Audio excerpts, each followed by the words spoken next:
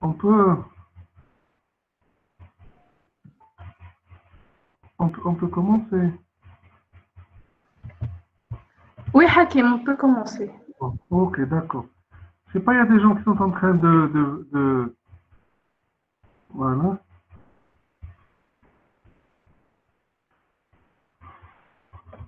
On commence. Hein. D'accord.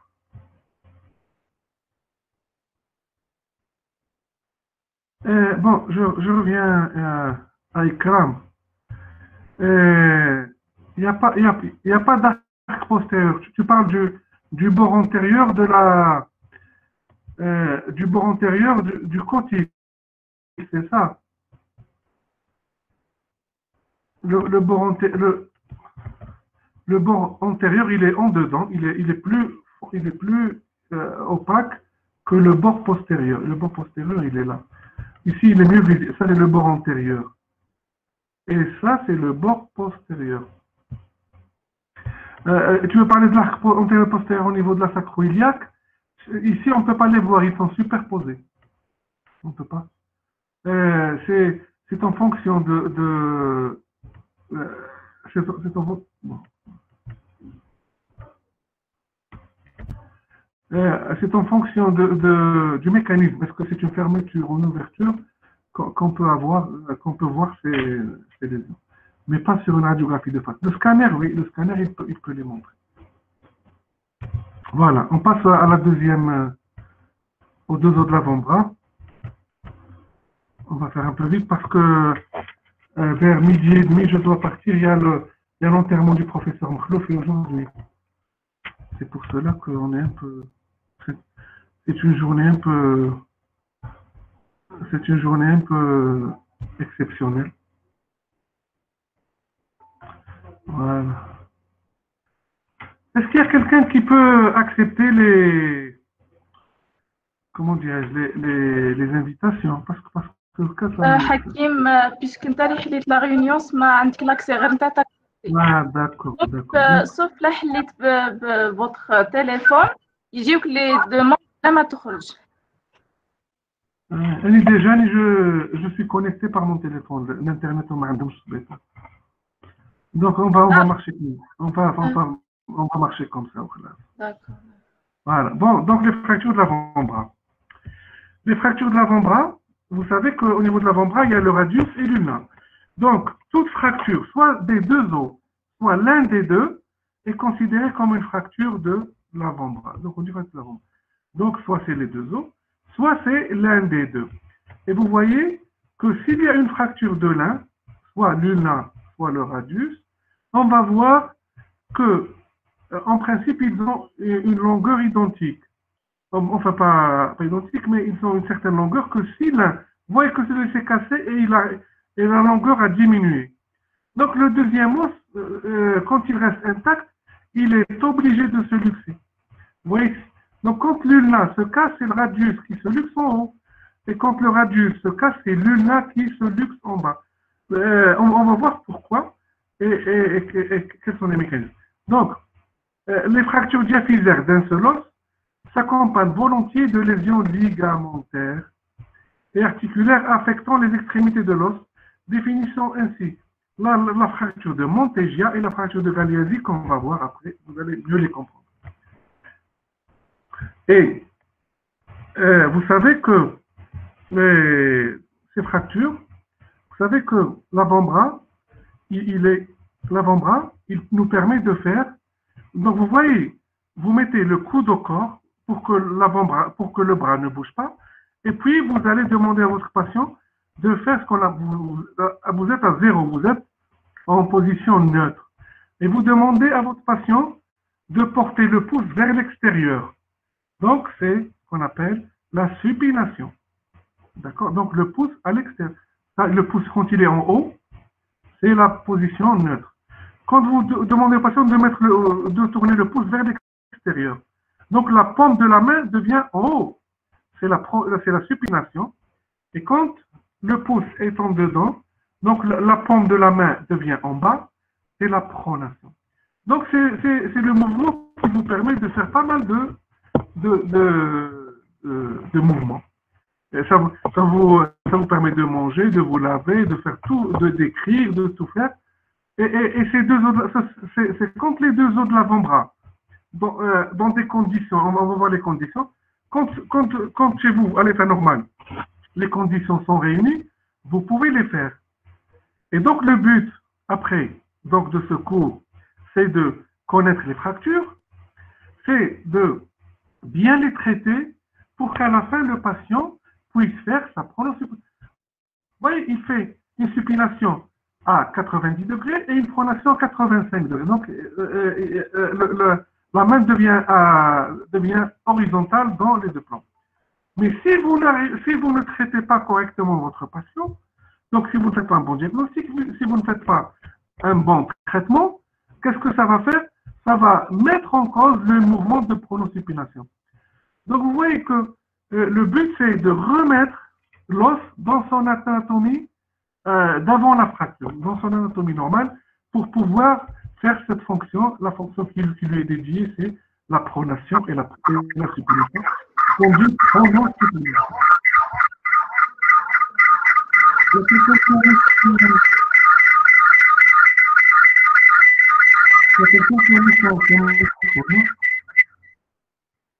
Non, c'est bon. Donc, cette pronosupination, elle est sous l'effet de... Vous voyez que c'est les deux os. Et puis, il y a des muscles. Il y a le carré. Vous voyez que Desto, qu'est-ce qu'il a dit? Pardon. Il a dit que le radius, si on voit là, le radius, et il a deux courbures. Le radius a deux courbures. Une courbure pronatrice et une courbure supinatrice. Alors que l'una est droit. L'una est droit. Qu'est-ce que ça veut dire? Bon. Vous voyez que le radius, il ressemble à une manivelle. Il ressemble à une manivelle. Je vais vous montrer sur la... Bon. Accepter. Ou alors, comment faire ma caméra? Non. Comment aller vers ma caméra?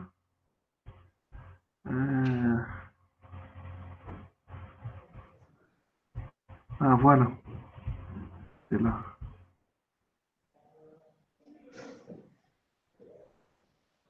Bon. Comment faire le micro?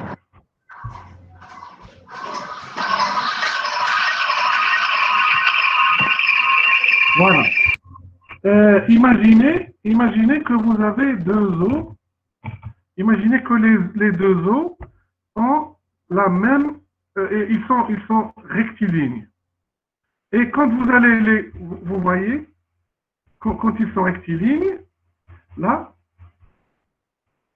et quand vous faites le mouvement, vous voyez que l'os, quand je tourne, l'os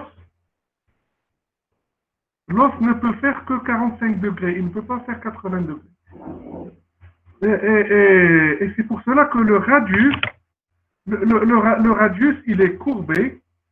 Bon, le radius est courbé, l'ulna est droit, et le radius est courbé.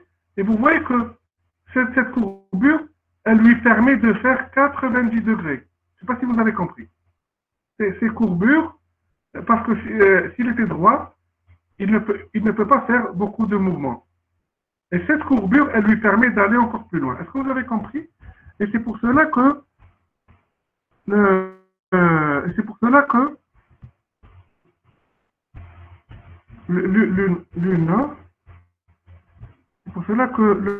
radius, il présente deux courbures. Une courbure qui est supinatrice et une courbure qui est pronatrice. Et vous voyez que pour faire un bon mouvement, les deux os doivent avoir la même longueur. La courbure pronatrice du radius doit être intacte. Parce que si le radius, si cette courbure n'est pas intacte, le mouvement, on ne fera pas un mouvement ample. Le mouvement sera limité. D'accord? Il y a aussi l'espace interosseux entre les deux os. entre les deux os, c'est un espace qui est libre. Il y a la membrane interosseuse. Mais s'il y a un os, s'il y a une plaque, s'il y a une vis, s'il y a un corps étranger entre les deux os, le radius ne peut pas s'enrouler sur le ulna. Donc, le mouvement sera bloqué. Et puis, les deux articulations supérieures et inférieures doivent être intactes.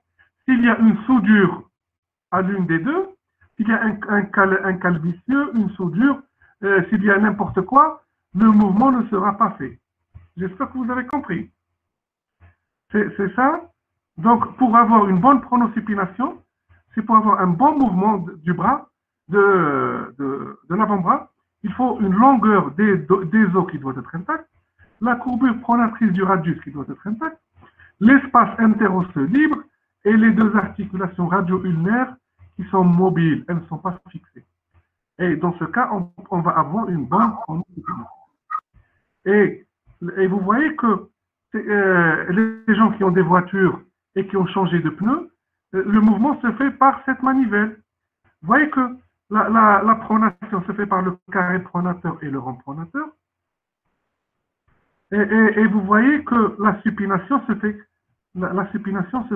par ces deux mouvements. Donc, ces deux muscles, d'accord?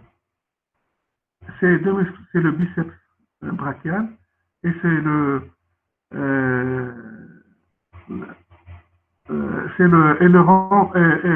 long supinateur. Et le long supinateur, ces deux muscles vont, l'un tient à ce niveau et l'autre tient à ce niveau, et ça fait tourner vers l'extérieur. Alors que ces deux muscles, le carré pronateur et le rond pronateur, vont tourner vers le dedans et vous avez une pronosupination. Et c'est ça la manivelle de Deston. Donc pour faire un bon mouvement de pronosupination. J'espère que vous avez compris, sinon on revient à la fin. Ce sont des fractures qui sont assez fréquentes chez l'adulte et l'enfant. Pourquoi? Parce que tout le monde utilise ses membres supérieurs. Le choc peut être direct. Lors d'une agression, la personne peut recevoir un choc. D'accord? Un choc direct. Ou alors, une chute sur la paume de la main, la personne, elle saute d'un lieu élevé, réception sur les mains, sur les poignets, et donc l'avant-bras est fracturé. Donc le mécanisme est loin du foyer de fracture. Il y a plusieurs types de fractures qu'on va voir après chez l'adulte. Et l'adulte présente des fractures et l'enfant présente d'autres fractures. Donc, parce que l'os de l'enfant est plus fragile que l'adulte. Et c'est pour cela on va voir les différents types de fractures. Donc, le choc direct et le choc indirect, on les a vus. Et puis, l'anapathe. Comment se fracture? L'anapathe, on revient toujours à la base. Comme c'est des fractures diaphysaires, c'est la diaphyse. Donc, la fracture, elle est définie par son siège, par l'aspect du trait et par le déplacement. Vous voyez? Comme ça peut être un seul os, comme ça peut être les deux os. Et le trait peut être spiroïde, transversal, oblique. On a fait. Donc le siège, il est diaphysaire. Donc le siège, les deux os, ou alors l'un des deux os. Le siège, il est diaphysaire généralement. Le type, il est très simple. Ou alors un trait complexe. On va de la simplicité vers la complexité. Vous voyez? Ça, c'est une fracture communitive. Plutôt, elle est complexe. Mais celle-là, elle est complexe communitive. D'accord? Donc, on va du plus simple vers... Donc, le siège, l'aspect du trait, simple ou complexe, et le déplacement, qui peut être une ondulation, une translation, un chevauchement, ou alors un décalage rotatoire. Ça, on l'a déjà fait, il n'y a pas de problème. Et puis, ces os, ça c'est juste pour vous montrer que pourquoi parce que chez l'adulte, on préconise un traitement chirurgical, alors que chez l'enfant, on préconise un traitement orthopédique. Chez l'adulte, parce que les muscles sont très importants. Et qui dit muscle dit, les muscles, vous voyez qu'en fonction, vous voyez que quand le trait il est haut, il est entre les deux muscles. Entre les deux muscles, ça c'est les supinateurs, les deux supinateurs, le court supinateur et le biceps. Donc, les supinateurs sont avec le fragment proximal et les pronateurs sont avec le fragment distal. D'accord? Vous voyez que tout le fragment se déplace. Donc, ce fragment se déplace en deux et ce fragment se déplace en deux. Aussi, quand vous avez un trait de fracture un peu plus bas, vous voyez que ces groupes musculaires vont la force va s'éliminer. Vous avez deux forces qui sont opposées. Ici, l'un tire en dedans, l'autre tire en dehors, donc ce fragment va rester en place. Il ne va pas bouger. Et c'est le petit fragment qui part en supination par le carré, en pronation par le carré pronation. Donc, chez l'adulte, si vous mettez un plâtre, les muscles vont tirer et ça ne va pas. Donc, la fracture est instable. Et qui dit fracture instable, il faut opérer, il faut mettre des plaques. Alors que chez l'enfant, les muscles ne sont pas très puissants. Et puis, chez l'enfant, il a un périos qui est très fort, un périos qui est assez épais, qui va garder l'os en place. Et c'est pour cela qu'on différencie le traitement. Les lésions associées, vous avez l'ouverture cutanée. Quand le traumatisme est très violent, l'os va embrancher la peau et sortir. Donc, généralement, dans les traumatismes directs. Et vous avez le délabrement musculo-périosté. Quand vous avez un choc par un objet lourd, un marteau, je ne sais pas, un poids qui vous tombe sur l'avant-bras, il va casser l'os, mais il va aussi délabrer les muscles, la peau, le périos. Donc, toutes les structures vont être atteintes. Et puis, les lésions vasculo-nerveuses, elles sont rares, mais elles peuvent survenir. C'est pour cela qu'on recherche toutes ces complications quand on voit le patient. Vous voyez, c'est ce qu'on appelle le délabrement musculo-périosé. Vous voyez, l'os, il est à nu et il n'y a plus ni le muscle, tout est délabré. Vous voyez, c'est un traumatisme violent des os de l'avant-bras. Et vous voyez que le radius, il est luxé. Ça, c'est un délabrement musculo-périosté, tout ce que vous voulez. Comment examiner ces patients? Donc, on va voir chez l'adulte. Oui, je ne sais pas s'il y a quelqu'un qui... On va l'accepter. Voilà.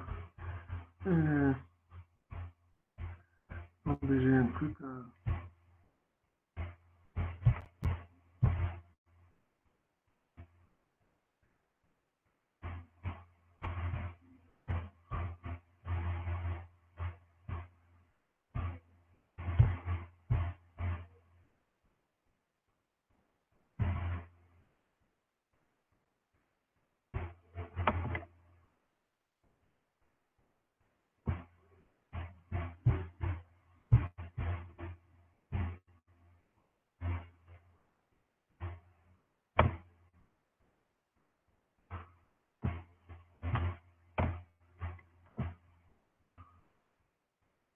Il y a le cours, je vous ai mis les schémas.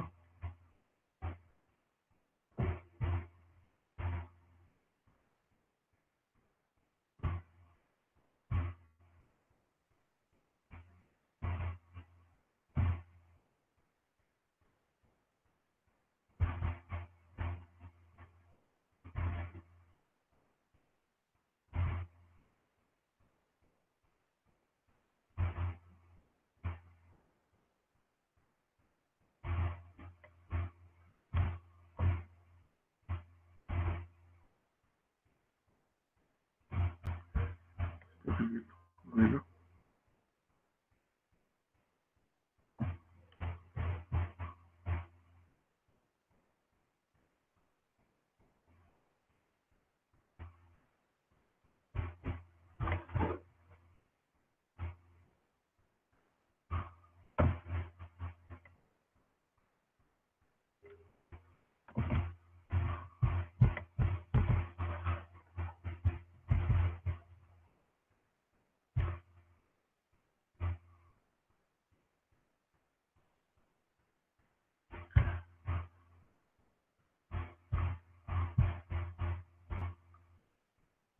Ah.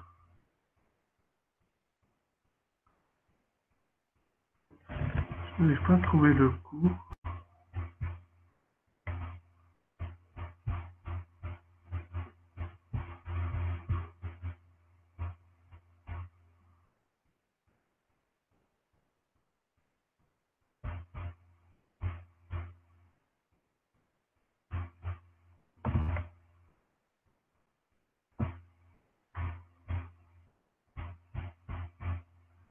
Je vous ai préparé un cours avec beaucoup de schémas. Sur mon flash disk, je n'arrive pas à le...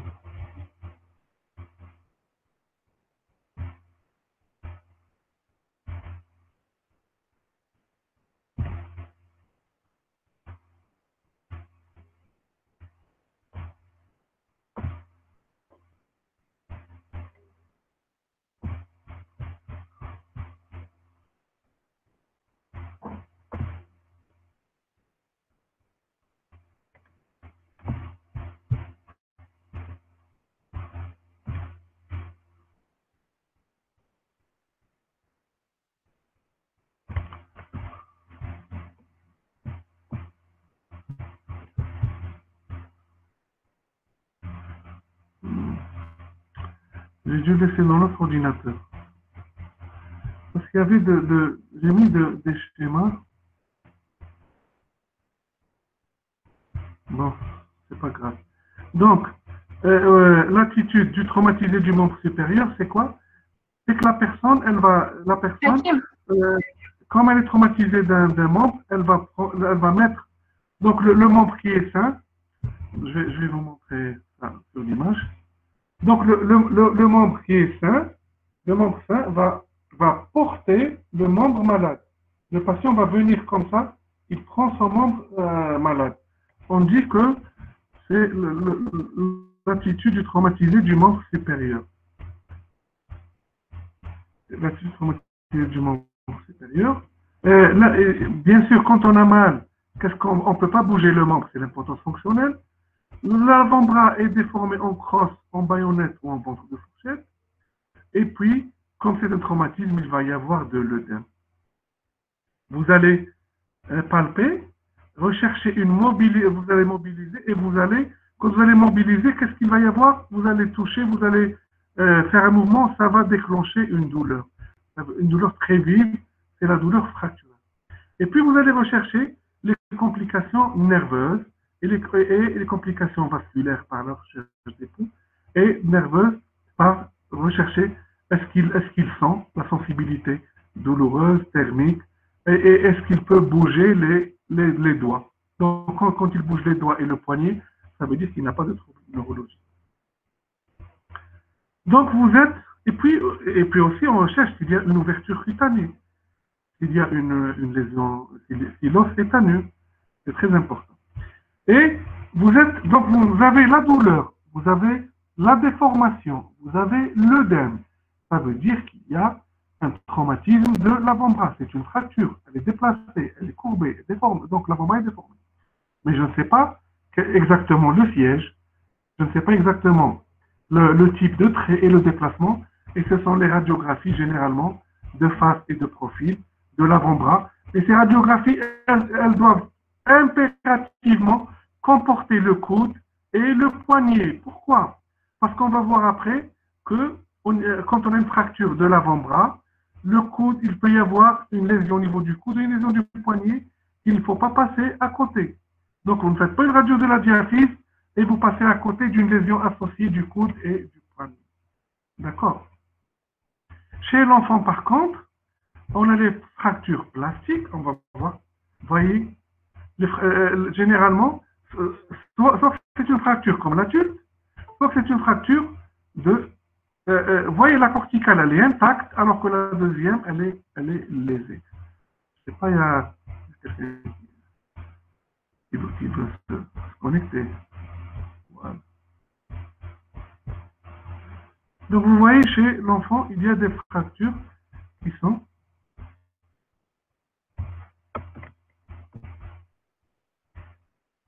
des fractures comme l'adulte, des fractures déplacées, comme il peut y avoir des fractures vous voyez, une corticale, elle n'est pas lésée, et la deuxième est lésée.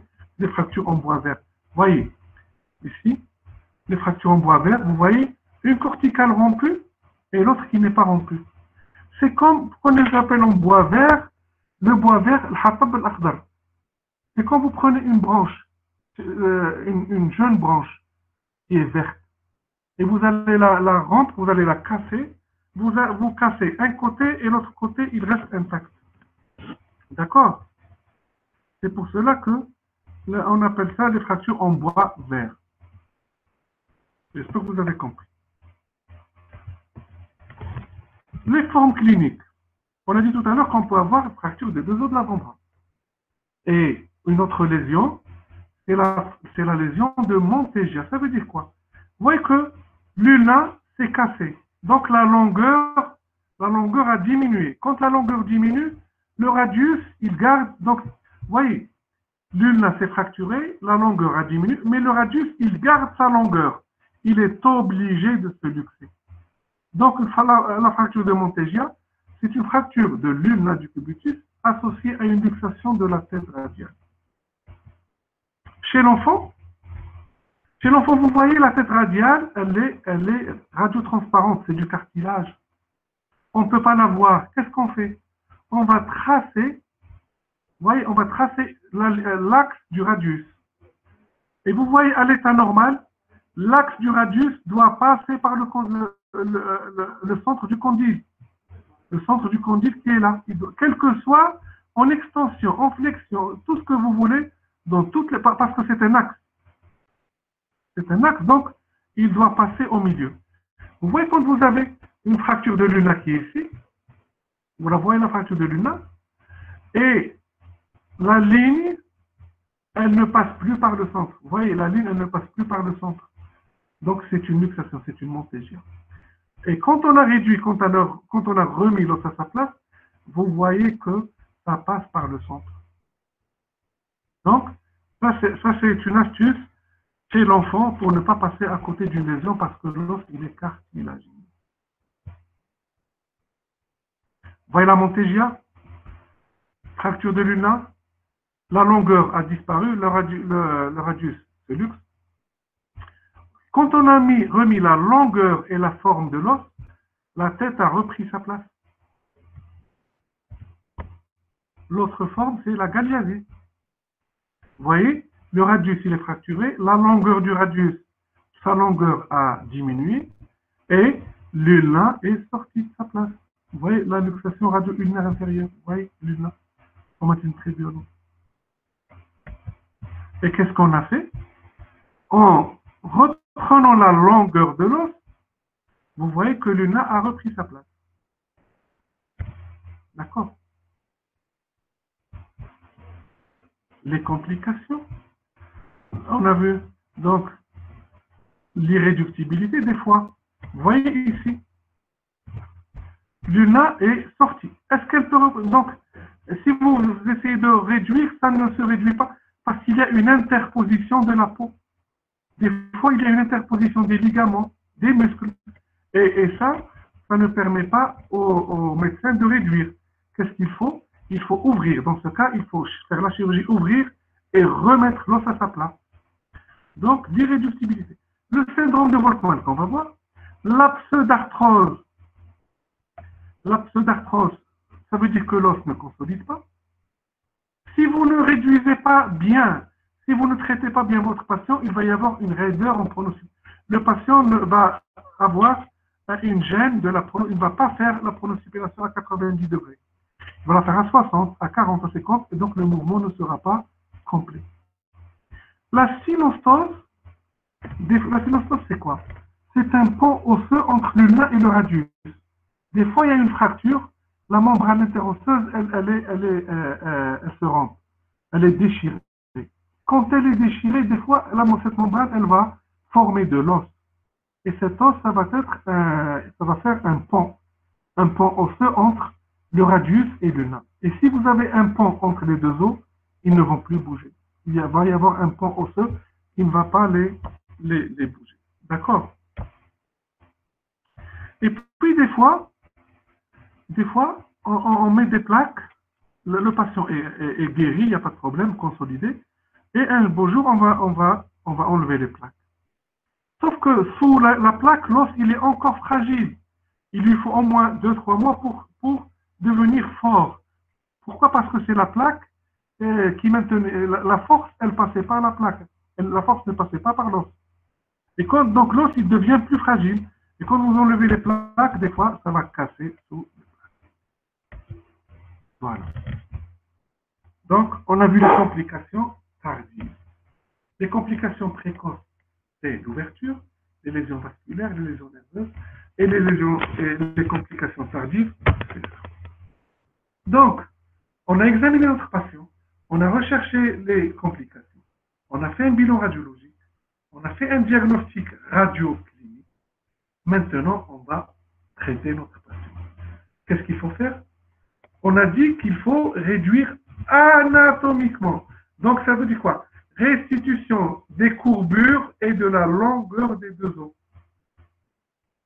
Donc, les courbures du radius et la longueur des deux os. Donc, on doit remettre l'os dans sa forme anatomique. Et ce qui va permettre de restituer la pronosuppination. Donc, la fonction, le mouvement de la bombe. Et pour cela, plusieurs moyens. Les fractures non déplacées, on peut mettre un plâtre. Chez l'enfant, les fractures en bois vert, parce qu'une corticale est rompue, l'autre n'est pas rompue, donc elles sont stables. On va faire une réduction et mettre un plâtre. D'accord? Bien sûr, quand on met un plâtre, on doit surveiller. On doit surveiller notre patient et on va voir ça dans le syndrome de Volkmann. Donc, on doit surveiller notre plâtre. Et le traitement orthopédique est indiqué chez l'enfant ou dans les fractures non déplacées chez l'adulte. D'accord? Et le plâtre, il doit être maintenu pendant 3 mois. Pas moins. C'est 3 mois. L'adulte et l'enfant, c'est 3 mois. Voilà la forme du plâtre. Donc, le coude et le poignet, le coude, il est fléchi à 90 degrés. Le poignet légèrement fléchi. D'accord? On doit faire des radiographies de contrôle pour rechercher un éventuel déplacement second. Parce que quand vous mettez le plâtre, il y a de l'œdème. Une semaine, 10 jours après, l'œdème va fondre et il va y avoir de l'espace entre la peau et le plâtre. Et cet espace, il va permettre le mouvement. Et ce mouvement, il va entraîner un déplacement secondaire. Donc, il faut le rechercher 3, 4 jours, une semaine, 10 jours, jusqu'à 15 jours après. Après 15-20 jours, le calque commence à former. Donc, l'os ne va pas se déplacer. Voilà la fracture en bois vert. On va la mettre là. Le traitement chirurgical, donc, il est fait pour l'adulte et le grand enfant qui ont une musculature assez importante. Donc, on peut faire des plaques, on peut faire un brochage, des broches, et on peut faire un fixateur externe. Donc, vous voyez les plaques, fracture déplacée. Même chez l'enfant, on fait des plaques. Voilà. Est-ce qu'il y a des questions à poser?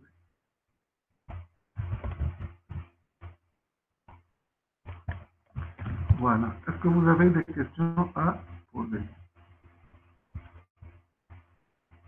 On va voir le chat.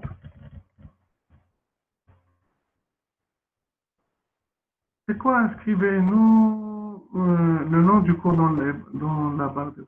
Non, c'est le cours est chez moi. J'ai pas compris. Oui, Hakim, كنت تحوس برك. Oui. Non, parce que j'ai travaillé sur l'autre micro. J'ai dû laisser, je ne l'ai pas pris sur le flash disk. Des fois, quand on travaille sur un micro, quand on passe à l'autre, on oublie le flash disk.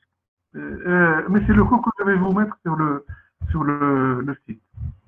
Ce soir, maximum demain, vous aurez tous les cours sur le site. Bon, la luxation du radius. La luxation du radius, bon, et puis le mécanisme de la synostose. Donc, on va voir ces deux questions. Voilà.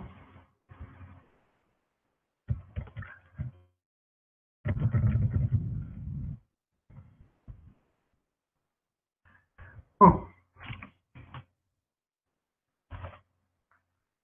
Je vais vous montrer ça sur un schéma, vous allez mieux comprendre. Parce qu'on n'est pas en direct. Voilà. Regardez. Par exemple, nous avons... Imaginez que ça c'est le radius et ça c'est le luna. Ça c'est luna. Pas d'autre.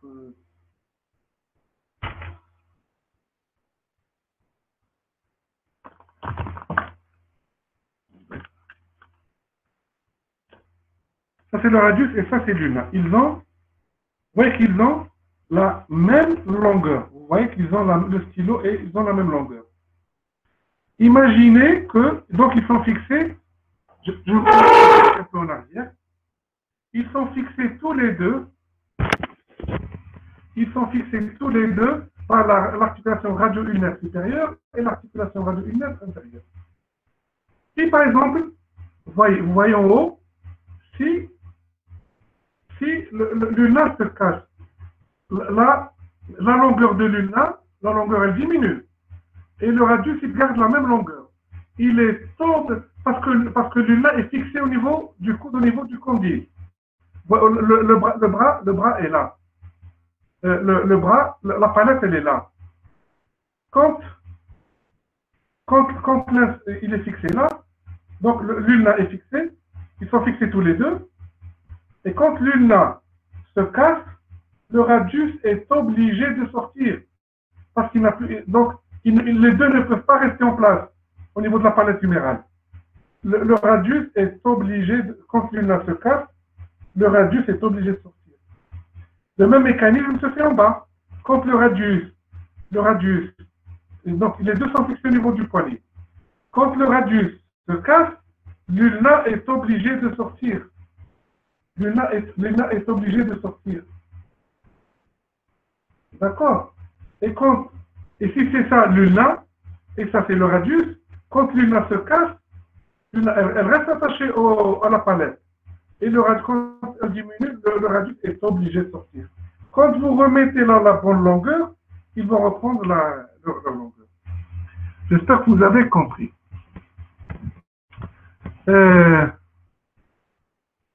Réduction anatomique, ça veut dire traitement chirurgical. Le mécanisme de la synostose. La synostose, on va revenir au...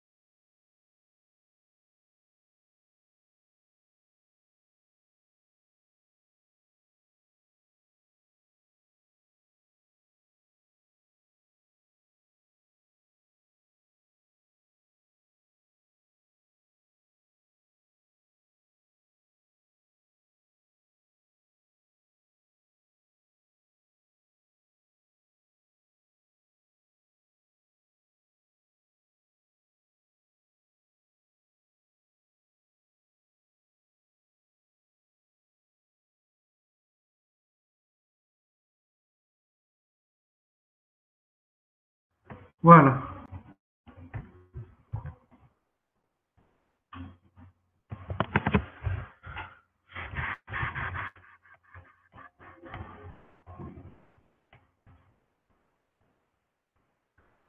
Bon.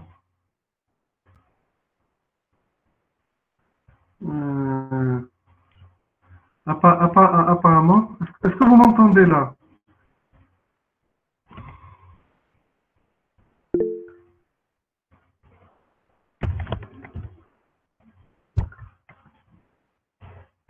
Voilà.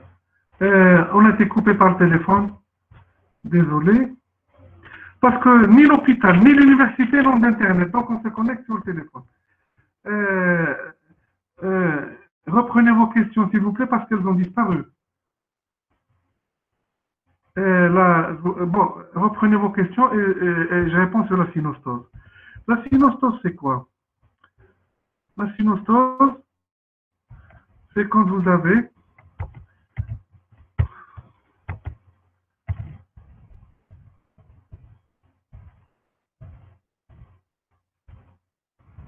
voilà. La synostose,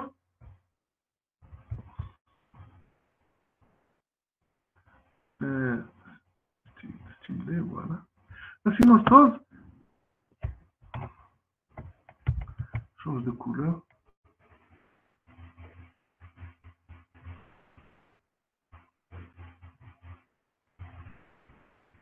Voilà. Des fois, vous avez une fracture à ce niveau. Et à ce niveau, par exemple. Mais entre-temps, la membrane interosseuse, elle se déchire à ce niveau.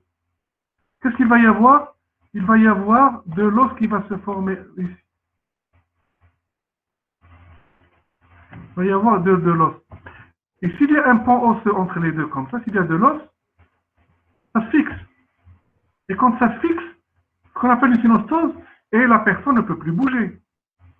C'est pour cela que la membrane interosseuse doit être intacte. Il n'y a pas ces ponts osseux qui sont au milieu, ce pont osseux qui est au milieu. C'est ça une synostose. Le pont osseux, il va bloquer le mouvement. C'est de l'os entre les deux os. Essayez d'imaginer ça.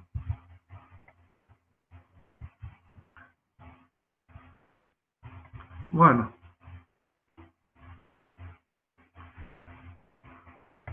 Bon. Est-ce que l'ulna bouge lorsqu'on passe de la prononciation? Non, l'ulna, c'est un os qui est droit. Et c'est le radius qui va... vous voyez, l'ulna est fixé. Et c'est le radius par-dessus qui passe. Voilà. C'est le radius qui passe par-dessus. Vous avez compris. Donc, l'ulna est fixé et c'est le radius qui tourne. En ce qui concerne l'œdème et le plâtre, c'est une complication. Non, d'abord, quand on a un œdème très important, on ne plâtre pas. Et quand il est minime, on peut plâtrer. Mais malgré ça, il peut 2, 3, 4 jours après, l'œdème va disparaître. Et comment est-ce qu'on fait? On fait des radiographies.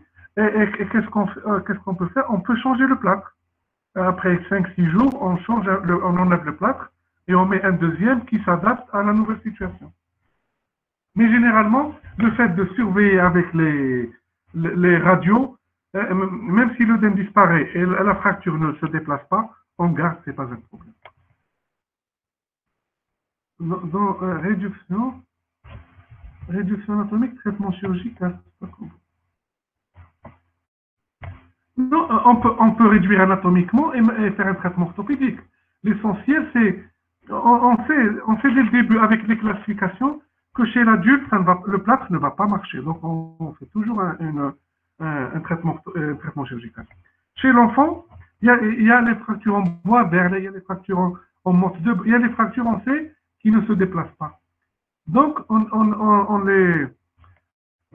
Je vais vous montrer l'image. Dans le traitement, vous voyez, ça c'est un enfant avec le cartilage, il y a toujours le cartilage de croissance. C'est un enfant. Vous voyez que c'est une fracture qui est instable, elle est oblique, elle se déplacera. Donc, le chirurgien a préféré dès le début, il sait que c'est une fracture instable, dès le début, il a préféré mettre des plaques. Il peut mettre des broches, il peut mettre tout ce que vous voulez, mais le chirurgien, il a vu que c'est des fractures instables, il a opéré dès le début pour ne pas avoir de complications. Luxation de l'os contralatéral. Ce sont des fractures pour avoir une luxation de l'os contralatéral, il faut que l'os fracturé perde sa longueur. C'est les fameuses montées. Vous voyez, la montégia, si l'ulna se fracture et se déplace, Donc, la longueur n'est plus respectée. Automatiquement, le deuxième se rend. C'est comme voilà la Montégia et comme la Galiasie. Si le radius perd sa longueur, l'ulna va sortir automatiquement. Donc, l'un sort en haut, l'autre sort en bas. Donc, c'est en perdant la longueur de l'os que l'autre va sortir, il est automatiquement éjecté. Donc, quel type de fracture? C'est la Montégia et la fracture de Galiasie. Reprends les deux, tu verras et tu vas comprendre. Amina Bohentel. Est-ce que la luxation du radius se fait toujours au niveau du coude ou elle peut se faire au niveau du... Non, non. La Montégia, c'est une lésion, elle est bien spécifique. La lésion de Montégia, c'est une fracture de l'ulna et c'est le radius qui sort en haut. Il ne peut pas sortir en bas. Contrairement à la Galiasie, c'est le contraire. C'est le radius qui se fracture en bas et c'est l'ulna aussi qui se luxe en bas. Pouvez-vous répéter le U radiologique? Où est-ce que tu étais, Christine? D'accord, je vais répondre. On s'arrête là pour les questions, pour passer l'autre coup, parce qu'on a à midi et demi, on a l'enterrement du professeur. Voilà. Lorsqu'on fait la réduction de l'os fracturé, la luxation de l'os va se réduire automatiquement. Une autre réduction. Des fois, parce que l'os, vous avez vu, l'os, il est sorti, il sort au niveau de la peau, ou alors il dépasse les ligaments. Et dans ce cas, vous remettez l'os à sa place, vous faites une radio, et vous trouvez l'autre os qui est luxé, il n'est pas revenu à sa place. Dans ce cas, on est obligé d'opérer. On ouvre et on remet l'os à sa place. Donc, la réduction, elle va se faire chirurgicalement. On ne peut plus se permettre une réduction orthopédique, c'est la chirurgie. On ne voit pas la diapo. Quelle diapo que tu n'as pas vu? Doc automatique pour chaque fois. Non, mais quelle présentation? Ah, maintenant, non, je ne suis pas en train de présenter, je suis en train de vous parler. On fait des radiographies contralatérales. Généralement, la contralatérale se fait chez l'enfant. Parce que chez l'enfant, des fois l'os est radiotransparent. Il y a du cartilage, donc on ne voit pas le cartilage. Et pour voir le déplacement, on est obligé de faire la radio contralatérale pour comparer. Est-ce que l'os, il ressemble à l'os crotté ou il y a une différence? Et devant la différence, donc il y a quelque chose. Et des fois, chez l'enfant, on est même obligé de faire une échographie. L'échographie, elle va nous montrer les luxations, parce que les luxations se font au niveau des articulations qui sont radiotransparentes. Elles sont noires, les articulations. Je vous montre la diapo de l'articulation chez l'enfant.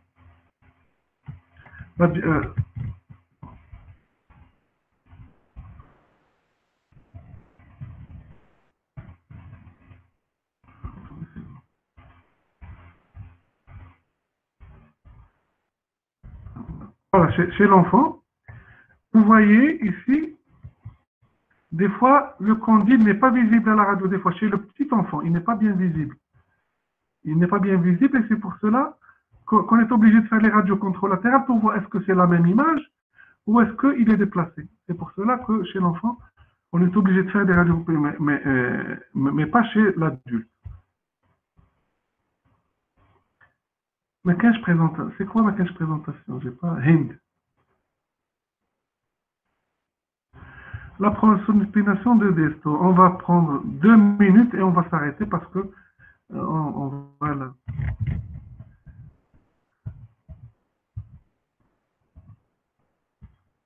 Je vais vous agrandir cette image pour mieux la voir. Voilà. On va la voir comme ça. Qu'est-ce qu'il a dit, Desto? Il a dit que le radius, il ressemble à une manivelle. La manivelle, c'est les écrous, les vis, les boulons de la roue. Vous utilisez un instrument, c'est ce qu'on appelle une manivelle. Donc la manivelle, pour la tourner d'un côté, vous prenez avec les mains d'un côté, là, donc vous prenez et vous tournez avec la manivelle. Donc la manivelle, vous avez le court supinateur et le long supinateur, et vous avez le biceps brachial. Et de muscles, vous voyez que l'un va tenir là et l'autre va tenir. L'un va faire monter et l'autre va faire descendre. Et le radius, il va aller vers le dehors. Il va aller ici. Donc, qu'est-ce qu'il va y avoir? Il va y avoir une supination. La main va la paume de la main va aller vers le haut.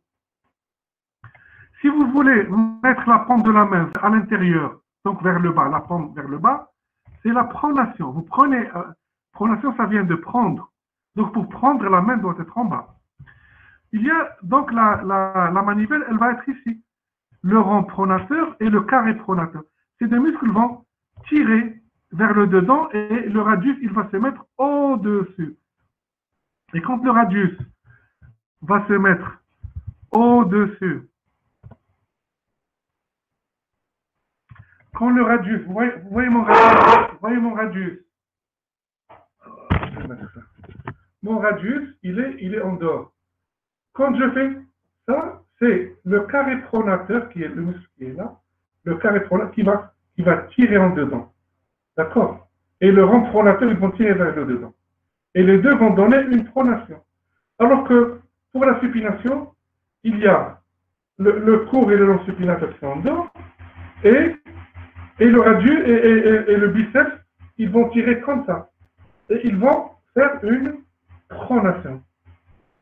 J'espère que vous avez compris. C'est ça la manivelle de dessous. Donc, ceux-là vont faire à l'intérieur et ces deux muscles vont faire tourner à l'extérieur. J'espère que vous avez compris.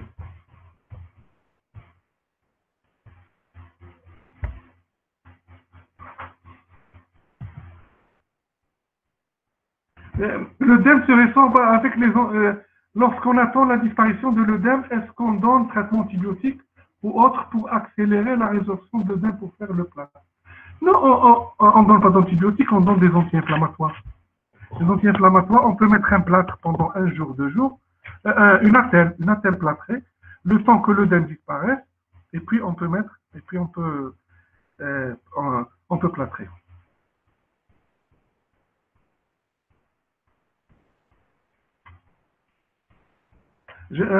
Pour Khouloud, peut-on voir une luxation du radius associée à une fracture de l'ulna au niveau du poignet? Non.